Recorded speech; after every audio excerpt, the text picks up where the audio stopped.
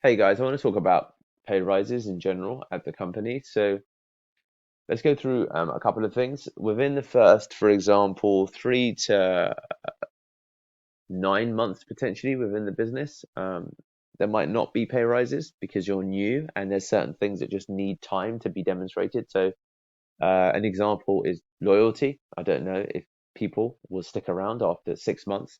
Why? Because we're remote, and the cost of leaving when you're remote is very different to the cost of leaving when you're in person. When you're in person, you build relationships faster. You make an investment of time and or travel specifically because you travel to a location. With remote, it's you're working from your laptop at home or wherever you might be. So we just need more time to demonstrate loyalty as well as to demonstrate commitment. So those things can most evidently be borne out over time more so than anything else. Effort is to be expected, by the way. People say, look, all the hard work I'm putting in at businesses, people should be expected to work hard. But of course, if you can provide an extraordinary demonstration of you going above and beyond, then that can be accelerated.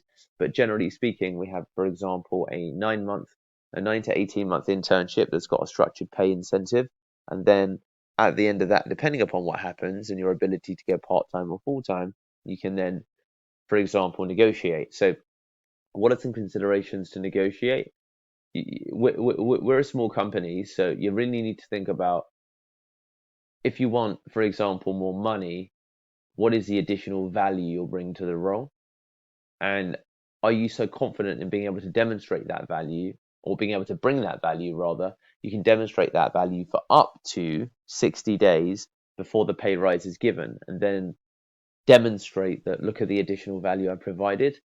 So that's something that I think is powerful when it comes to demonstrating value, especially in a way that either makes the company money or saves the company money, or saves people a significant amount of time.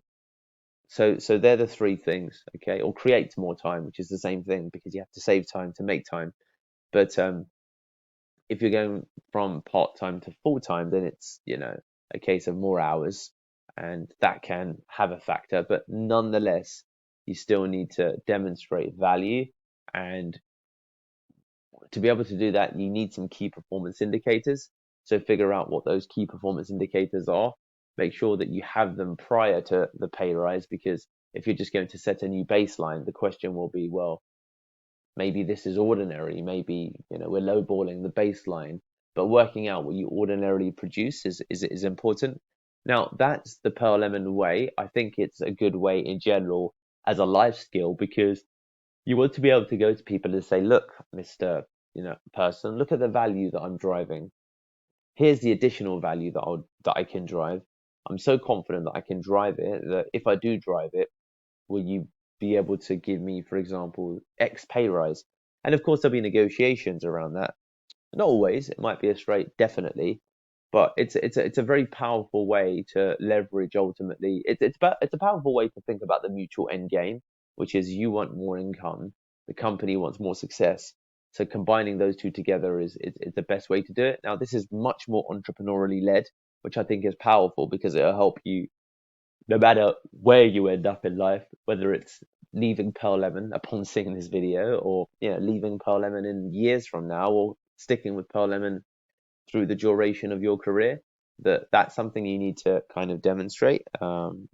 If you ask for pay rises very regularly, then there's a question of kind of commitment and loyalty at Pearl Lemon that I would have, just because it seems to be a regular thing, um, a regular thing in a way that's a little bit too regular, but where you can demonstrate value in a way that's different. Now, also development is to be expected at the company, right? Because as we said, we place a huge emphasis on learning and development. So the improvement of your ability doesn't necessarily equate with asking for more money, because you're expected to improve, because we're, a lot of the people that we bring on and a lot of the work that we do, you've never done before. So you expect exponential growth at anything. An example being learning to touch type.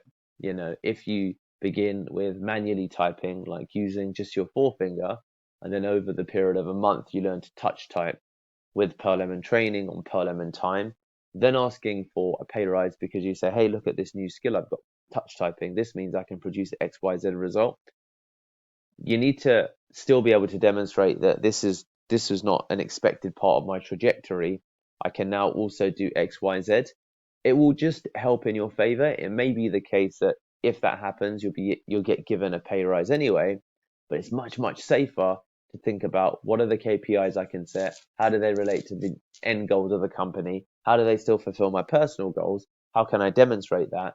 And then how can I present that? And how can I go away and execute that over 30, 60 days, go above and beyond again? And then you've got a really powerful card when it comes to, going for your pay rise. But anyway, I hope that makes sense. It gives you some clear insights into what you should think about if you're asking for a pay rise from our management team, or you are in charge of deciding whether someone deserves a pay rise. There you have it. Thanks, guys. These are the essential strategies with giving pay rises.